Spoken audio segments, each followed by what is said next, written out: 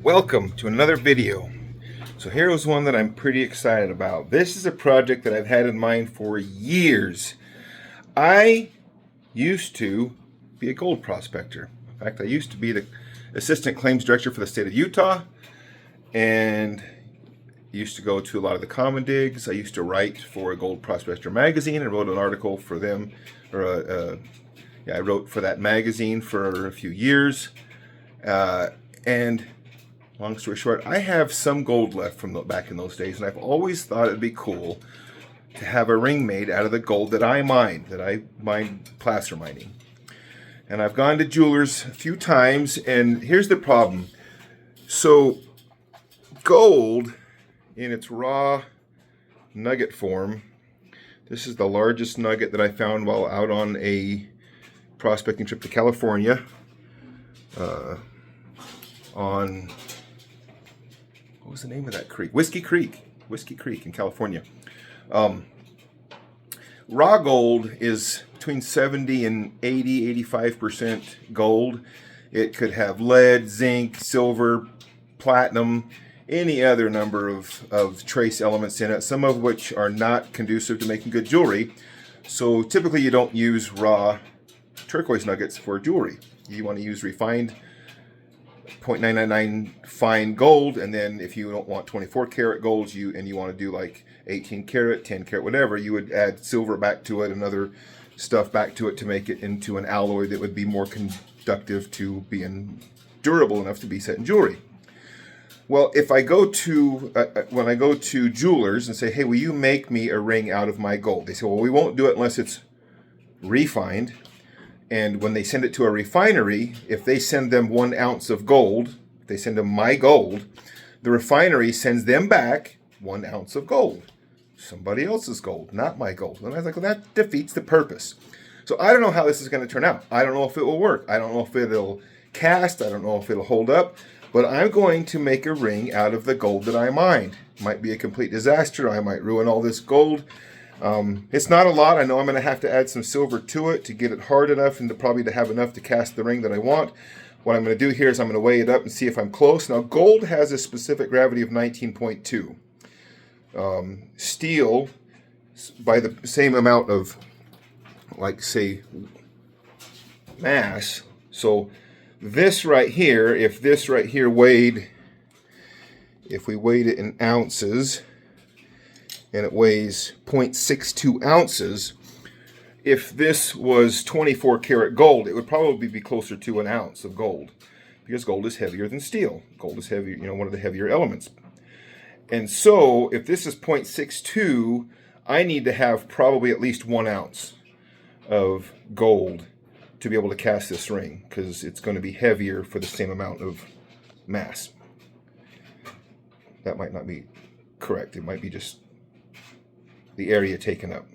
But this amount of steel and this amount of gold, it would weigh heavier as gold. That's my point. So what I need to do is see if I have enough gold to even see if this project is possible.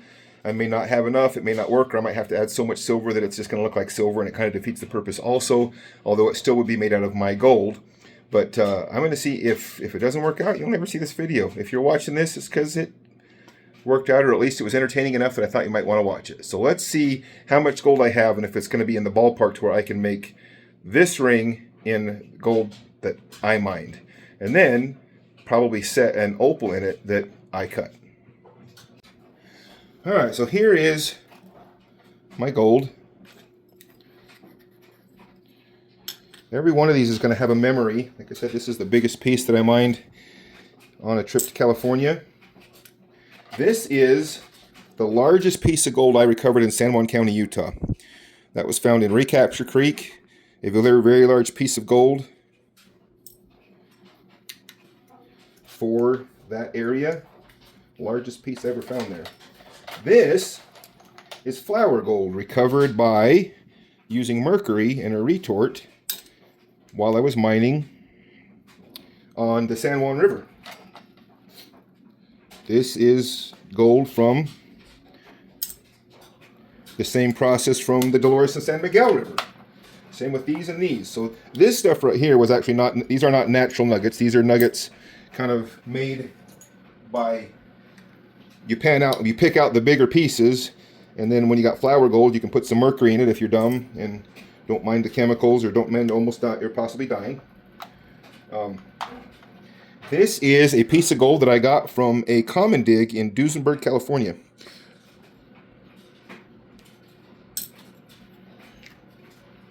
It might be short, but we're working on it. This is also a piece from Whiskey Creek. Still got a little bit of quartz in it. That's a beautiful little nugget. This is another nugget that I got from a common dig as my draw. 0.22. We're not even quite halfway there. This is some just small gold. This is probably Lynx Creek Prescott.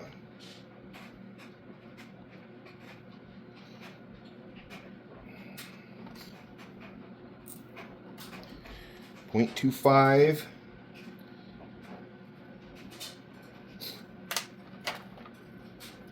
These are various nuggets that I found in Arizona, Nevada, Colorado, Utah, Leadville, Duesenberg, Stanton. We're going to combine all this gold. The other gold that I found during this time period, I did various things with. I used to sell some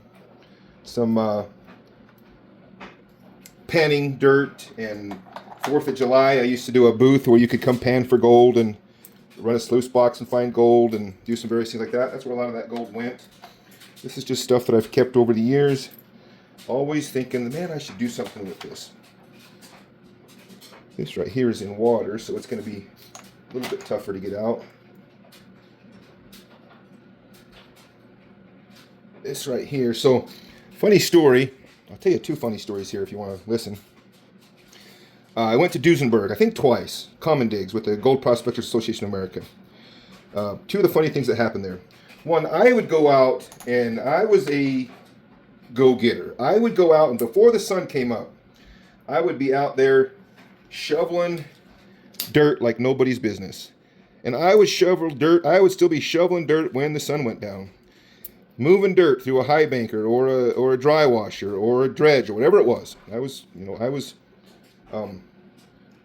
working. I was working my butt off. And I would watch these guys go out there with the little spiral panners and stuff like that. And go out there with their spiral panners, and they would move a 5-gallon bucket of dirt in a day. And I would move yards of dirt in a day. Got some cork in there. Yards and yards of dirt. I mean, I moved some dirt. And then at the end of the day, I would go back to the common area where they had a panning station set up. And I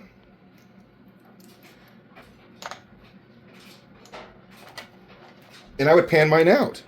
And I would have, by comparison, if I had moved 100 times the amount of dirt during the course of the day that compared to what they had moved, I would have 100 times more gold. I would have some nuggets. I would have a pretty good amount. And they would just sit there and go, oh my gosh, where the crap are you finding all this gold? Where are you digging? What secret spot do you got? And I would say, man, I was digging off the same pile of dirt you were digging off of. I saw you there. But, oh, you're just lucky. Well, anyway, it was just kind of a funny little thing. I don't think that one's enough to be. So this one I think is actually, it could be lead, it could be platinum, it could be mercury covered gold in this one right here. It's just stuff that I wasn't sure about that got put in a little vial. So I think that's about all of it that I can use, and I'm at about 0.38. So that is not going to be enough. 0.69. So we would be 50%, roughly 50% gold if we did that. I don't know what is that is, 10 karat or maybe even less. So I might have to think about this. I don't have quite as much gold there as I thought. So let me do some research and see if it's even gonna look like gold if I put that much silver in it to make up that mass. Okay, so here's what I found out. 10 karat gold is about 41.7% gold. The rest of it other trace minerals. So if I was to double that and do 50% gold and 50% silver, I'm going to be right about between 10 and 12K gold. It's not going to be pure gold, but it still, I think, serves the purpose. If I can successfully cast that into a ring and be able to wear that ring and it works, I think it's worth it. If I add that much gold to it to ever get my gold back out, or silver to it to ever get my gold back out, I would actually have to send it out to get it refined and recover the silver from the gold. So it's there's no going back, but I'm going to do it. I've always wanted to try it. I'm going to be really careful setting up the form, and I'm going to cast the same ring that I've cast a couple of times now, so I know that I can do that. And let's give it a try. Let's see what we end up with. All right, so I've started filling our mold.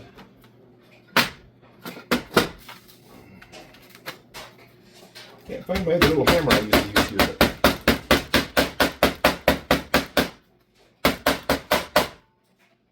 Just want a good smooth surface there.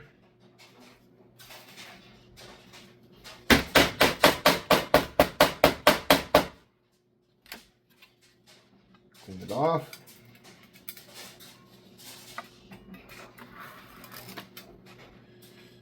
Lovely.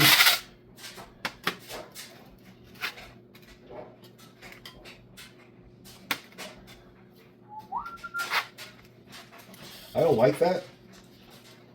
I'm going to actually redo it. I want this to be a good cast. I'm going to chop my clay back up. Sorry. If you've never seen clay being chopped up, this will be fascinating to you. The finer it is, the better, the finer detail we'll get in the form, in the cast. So that's why I'm worried about it. Not that there's any detail in this ring, really, but still. The reason why I don't want a lot of, the reason why I want it to be a nice clean cast is because everything I file off of it is obviously waste, and it's gold. You know, so what is, we had 0.3 of an ounce of gold, or 0.4, what if we ended up with like 0.4 ounces of gold? Gold is at, I don't know, 2,000, 2,500 an ounce right now. I haven't checked in a minute, but so it's $800-900 worth of gold if it was more like this. But still, it's at least $600 or $700 worth of gold. Okay, I like that face better. Clean that off.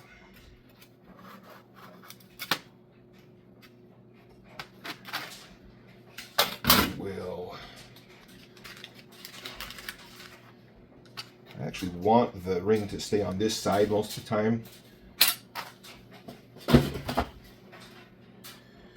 So I'm going to identify right where my sprue hole is, which is right here. I want this as centered as I can, roughly right about there. I want that in about halfway. Then I'm going to go back and clean up the little bit of deformation that I get in the clay around the edges to make that a nice tight fit.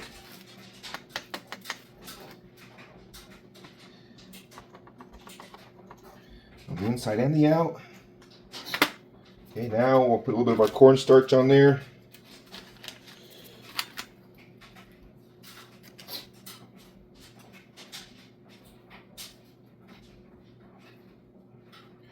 This is just to make sure that the two halves don't stick together too bad and I get a clean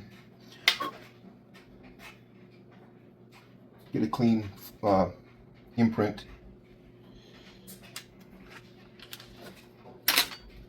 So we'll clean out that half of the casting form.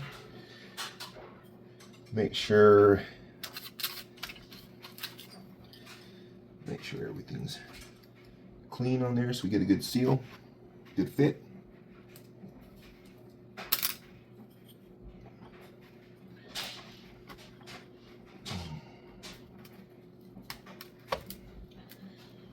Okay, like that.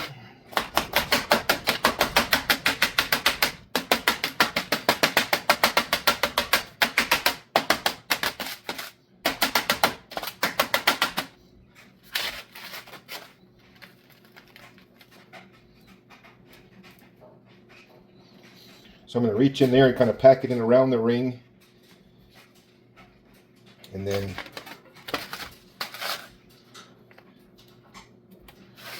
load up the rest of it.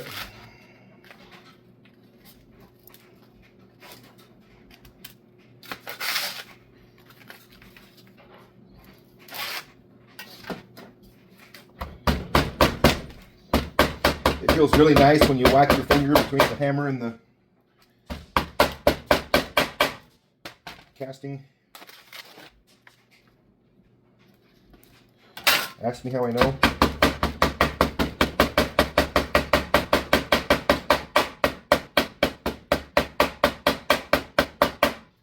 Okay.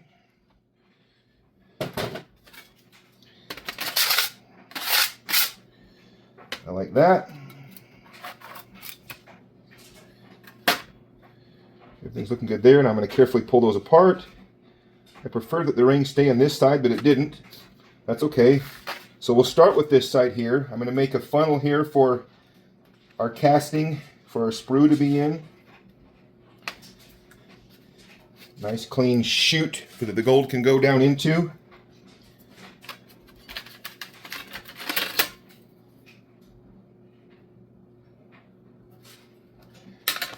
Then I'm going to, I meant to get an X-Acto knife today, but I'm going to,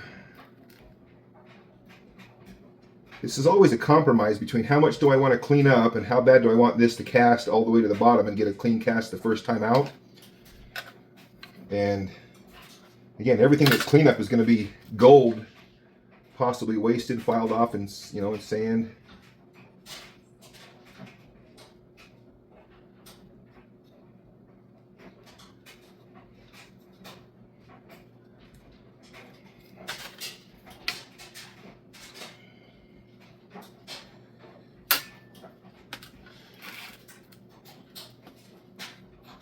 Okay, I want that a nice, gentle slope. I just want a ramp where that gold can just go in there and jump out. I like that. I got a give myself a good chance of a successful cast. And I'm going to carefully I like to leave the ring in there because it helps keep it from deforming while I'm doing all that pressing and that stuff. I usually would have to go back and, so actually, that's wrong. This is this side that we're looking at. Ask me how I know. When you get that in there wrong, you have a ring that has a slight... You'd think that they were mirror images, but they're not. Okay, so that looks good. Now we're going to do the funnel on this side. We'll get it started. We are going to do... Got these gold vials right here. I don't need right here. Where's my little... Here it is. We're going to do some air vents. We want an air vent to right here.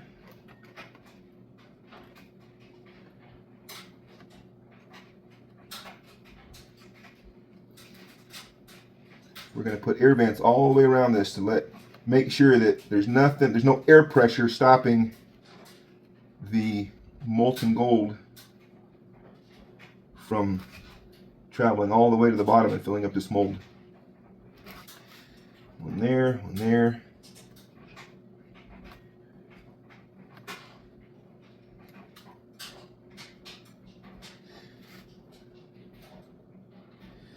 These ones probably aren't necessary, but they might, I don't know. They don't hurt. They don't typically get any casting in them, but it doesn't mean that they don't help get the metal to flow.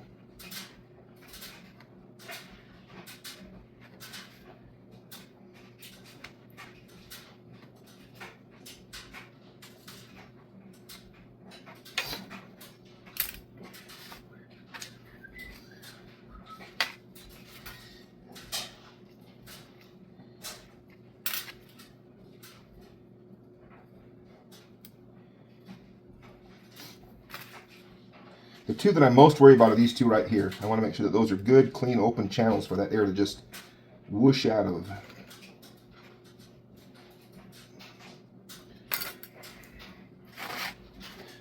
Then we want to have these two sprue halves to be as close to identical as possible.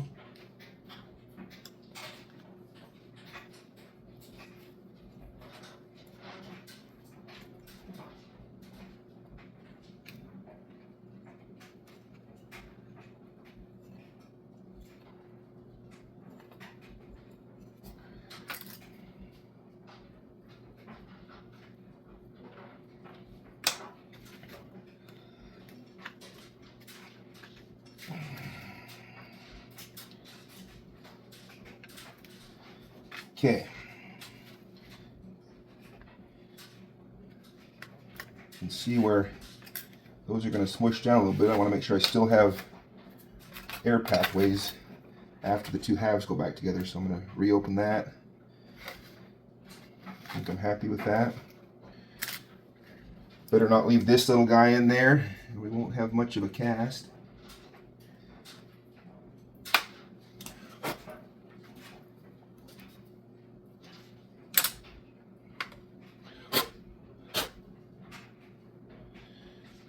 Okay, that looks clean. So that's what we look like. Now we're going to take the two halves, carefully line them up so we don't damage them. Press them together. Oh, of course, now I got to check to make sure I didn't damage something.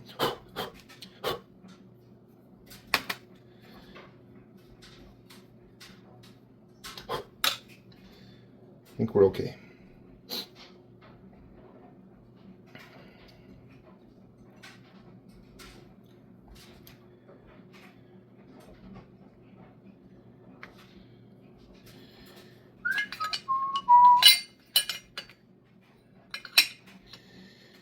So I want that straight up and down. I'm going to use that to tighten it and hold it in place for our cast. We are now ready to melt our metal. Okay, we have our 50% silver, 50% gold. A little bit of borax in there is what you see flying around, because it's going to have some impurities. It's going to have that borax will help get it clean.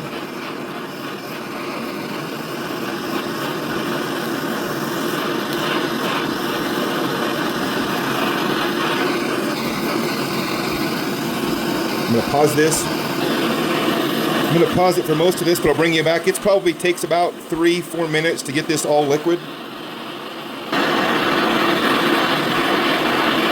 It's probably a minute and a half, 2 minutes in, and we're starting to get it to turn liquid. Probably 3 minutes in now. We're about probably 75% melted. Okay, I'll bring you back now for the duration. I move the torch to my right hand, which isn't the way I should do it. It's just how I'm set up here. My dominant hand's going to be the one doing the pour, or my dominant hand's not going to be the one doing the pour, which isn't ideal. That's flux sitting there on the top in this corner, not melted yet. I want that to be the nice, I want it all to be melted. See how you still got some non-melted stuff in there?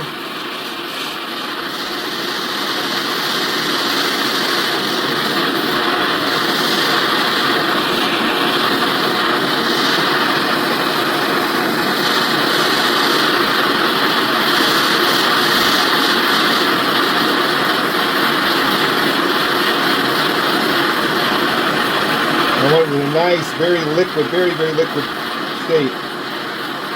We're getting close. We'll give it another 30 seconds or so.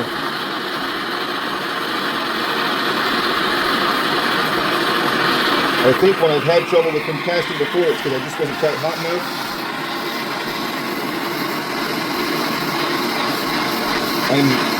As I tilt this down, I'm heating up the pour spout of the crucible, so that it doesn't cool it down as it leaves.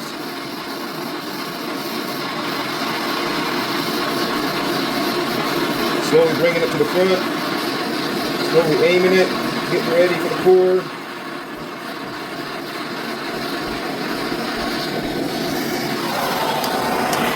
That wasn't the greatest pour ever. We spilled a little bit right there. I'm not sure that we had enough, but obviously it all went in, so I think I think that our pour went all the way to the bottom, but I was trying not to cut the. So obviously we're going to be more of a silver look than a gold look, but I was trying not to. And that might have been just enough. The difference. I hope we have enough there, but at least there won't be much cleanup if we finish. I was trying not to get my percentage below 50%, because obviously I want it to be at least 10K gold. But I'll put that. I'll put it right there.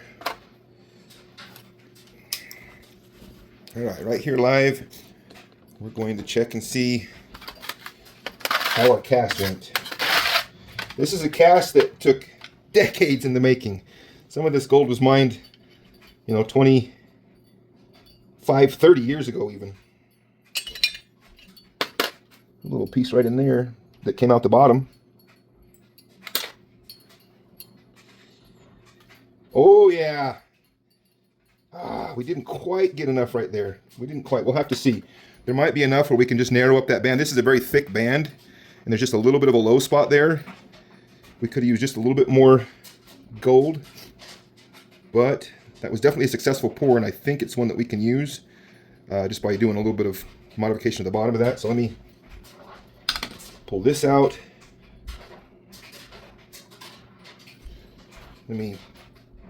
So we definitely had a good pour. If I hadn't had quite so much go through the air vents, I'd have had enough. This side looks better, so I think we're in good shape. Let me clean that off and I'll bring it right back. Okay, so that is actually a nice cast. So we'll have this, and this that is waste. That's roughly 10 karat gold. You can see that we're missing a little bit right there, but if you look at, where's my other form? Let's see. I had 2 rings. Oh, right here. The other one I almost cast had a much narrower back. What I liked about the other one was the broader band. I think it just keeps it from rolling a little bit better. We're going to end up with a look a little bit similar to this here, probably somewhere in between this and this to clean that up, but I don't think it's worth recasting it and possibly losing. There's always a little bit of waste, and there's probably close to $100 in gold right there I'm going to lose because now it's tainted with silver, so to speak. So I'm calling that a win. I'm going to start cleaning it up. I've got these new dikes just in. I haven't used yet. Let's see how they work for this cleanup.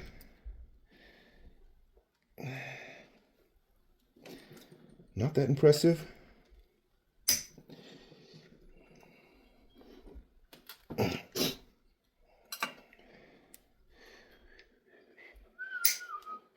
Yeah, they don't cut that great. Okay, now this, I think we'll take the jeweler's saw and I'll cut that around as close as I can. And this, and this, and this, and this will all kind of be, it'll be 10 karat gold.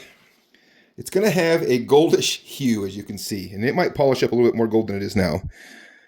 But I'm happy with that.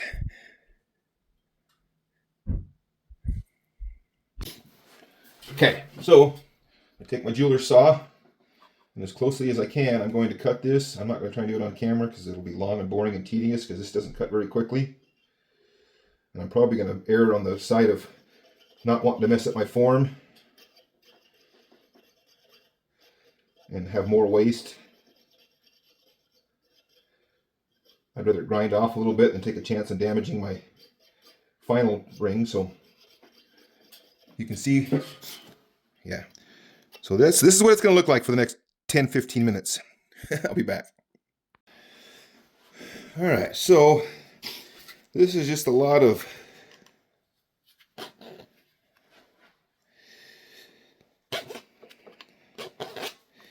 getting it cleaned up. We're getting close.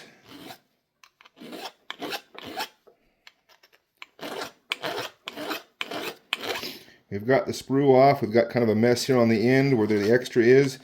I'm going to take it down no farther than I have to clean up that bottom edge. We're going to have to come in, like I said, to take care of that divot. We have to come in some.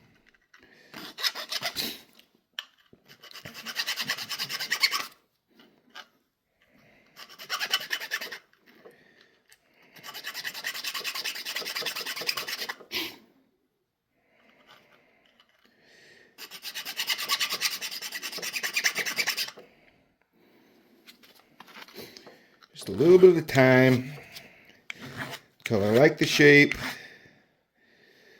It's clean, and we can polish it. Anyway, you get the point.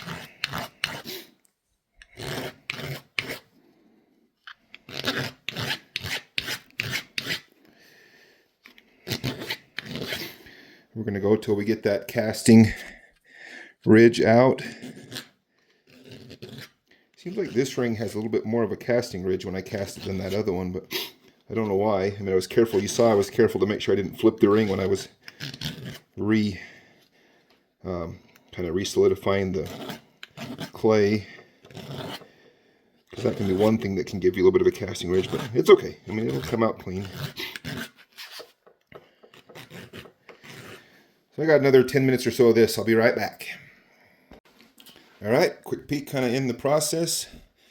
Basically, all the file work is now pretty much done. I think the rest of that little divot will roll out when I smooth out the edges to make it comfortable. I didn't want to make that too thin. I've got this clean because I plan on, I'll probably square that up a little bit more. I see it's a little bit wider up here than down here, but minimally. I'm going to solder a bezel onto that and set either a turquoise or an opal. I'm still undecided.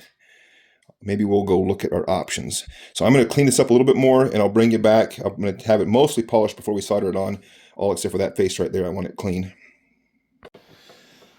All right, so we are kind of pre-polished stage. We've got most of the scratches out. You can see a little bit of file work left in there. I've left this right here fairly rough because I'm still going to mount a bezel to that.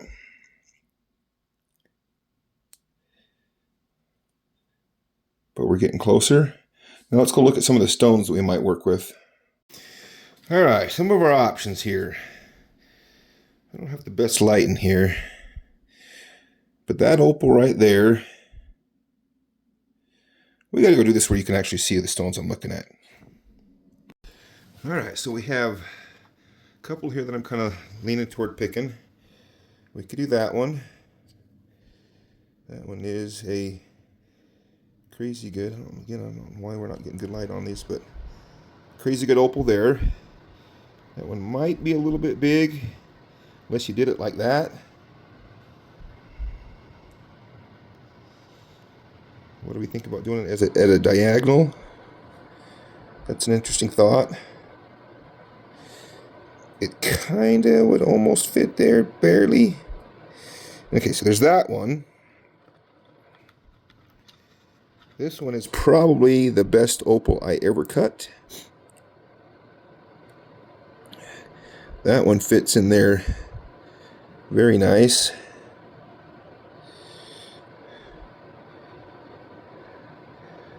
Kind of lean in that direction because I wanted a epic stone to go with this ring.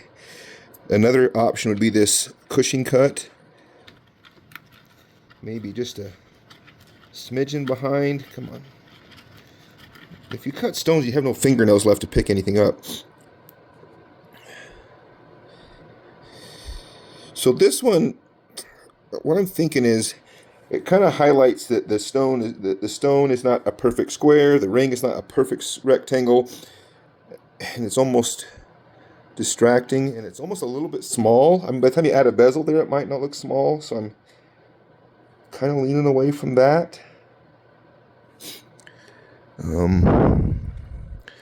Yeah, that's the only. This one right here is a possibility. And the green. I'm thinking we go big. The best stone I ever cut, my favorite stone I ever cut. Just the quality of it, the color of it. If the bezel sits on there perfectly like that, and I think it would just barely fit in there, or we run it at a diagonal, and I don't dislike that. I think that's what we do. If I'm going to have a ring here that I've wanted for years out of the gold that I mined, it ought to have probably the best, my favorite opal I've ever cut. I think that's what we're going to do.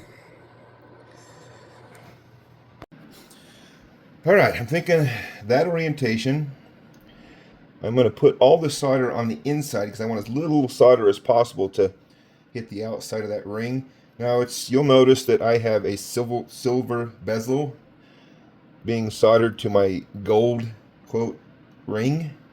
It's it is now I got extra solder there, but um it is not gold. So I'm not sure how noticeable it's going to be. I'm trying to look around here from all the edges to make sure I have that where I want it, but probably doesn't matter till we get it. It's just about right, but anyway, I don't know how it's going to look. I have thought that I could blacken with the Midas blacken the bezel so that they got a black bezel, and black on gold will look good. Silver and gold looks good together. I'm not sure, but I didn't have any gold bezel wire. So this is what we got. We're going to heat this up with this one to start with, just because this is a lot of mass for that little torch.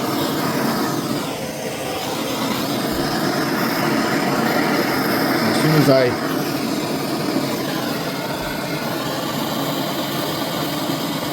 want to make sure I use plenty of flux, make sure that solder is well fluxed, make sure that as it's boiling it doesn't move my bezel too much. It's right on the verge of where I want it. It can go that way just the littlest bit, but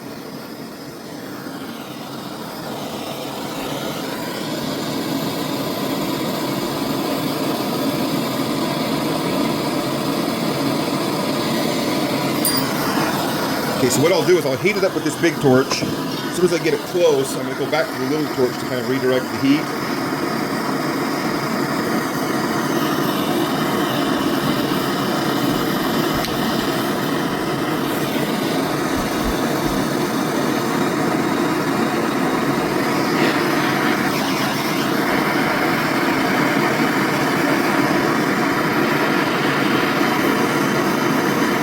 There we go, it's running.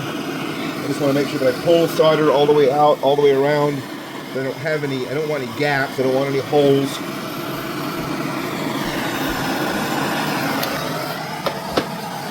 I think that looks good. Drop that in the pickle and we'll take a look at it. Looks like a good solder. Okay, so there's out of the pickle. We got a good solder, no gaps or holes or anything. We're about ready to set the stone. I think we'll polish it nearly completely, set the stone into a final polish.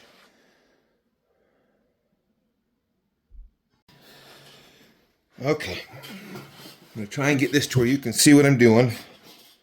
I've got the opal in there. This isn't the best place to do it, but we want to start on the tightest angle is where you want to start pushing your bezel in, because that's the one that you're most likely to get in trouble on.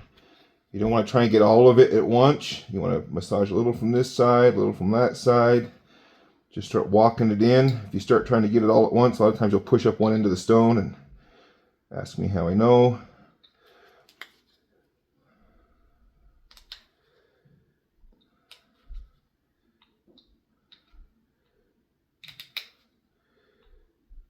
I think we got this bezel just about perfect. As far as size, the stone slipped in easily, but there wasn't any gaps or slack that we had to, try to work out. So you can see the gap is closed up. Now I'll just go back through and I'm not pushing real hard. I don't want to take a chance on damaging or cracking my opal. It doesn't take a whole lot of pressure to push this bezel wire in. It's 0.020, I believe, is the thickness on it. So I think that's all we want to do with this one. Now we'll come in here with our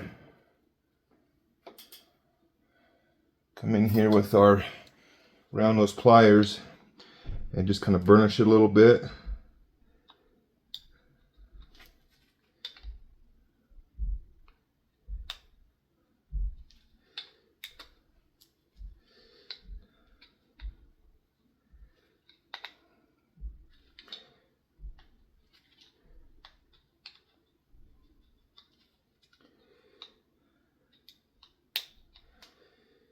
Oh yeah, that's all we needed right there. Now we're down to a final polish and buff.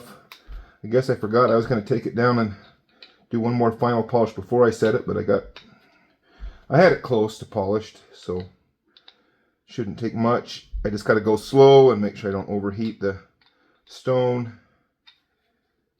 But I think we successfully set my very favorite opal in my gold.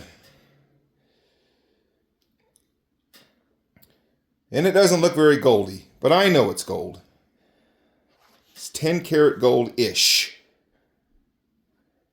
All right, I'm going to polish it. You want to see that? All right. If you want to see it, here's my buffing station. I've already taken it on the other wheel, the coarser wheel. This one right here is just for finishing. I use a little bit of Zam because it works pretty good on most things. Not great on opal. So I will actually finish this up on the polishing pad. So you've already got it close enough that it doesn't take much to get it to a polish. So I can just do a real light touch and not allow it to get real hot.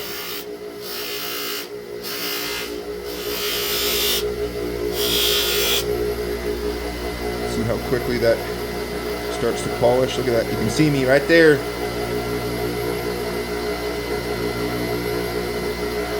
Okay, I'm just going to do that slowly, and I'll bring you back and I'll show you what we ended up with. And I just want to show you, so I'm going to just finish up the opal now on the cerium oxide pad. This opal here with no light on it, no light hitting it really.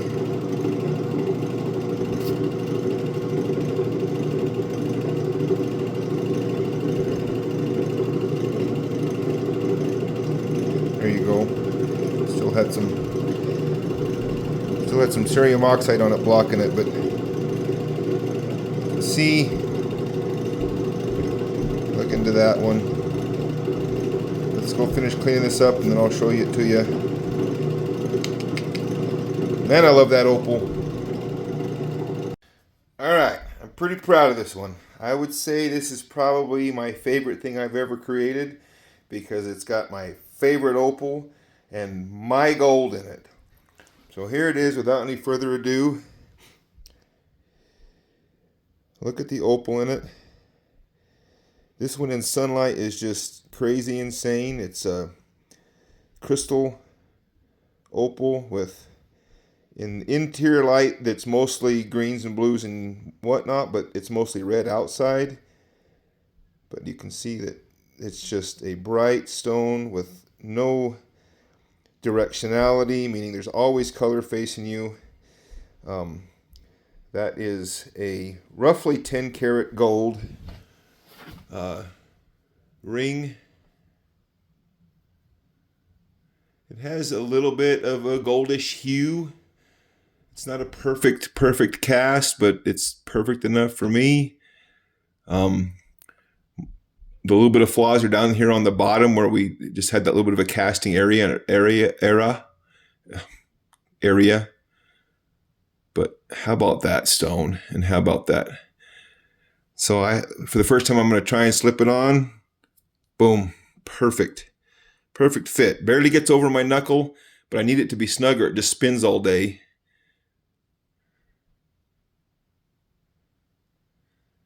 How about that? Possibly my favorite thing I've ever done.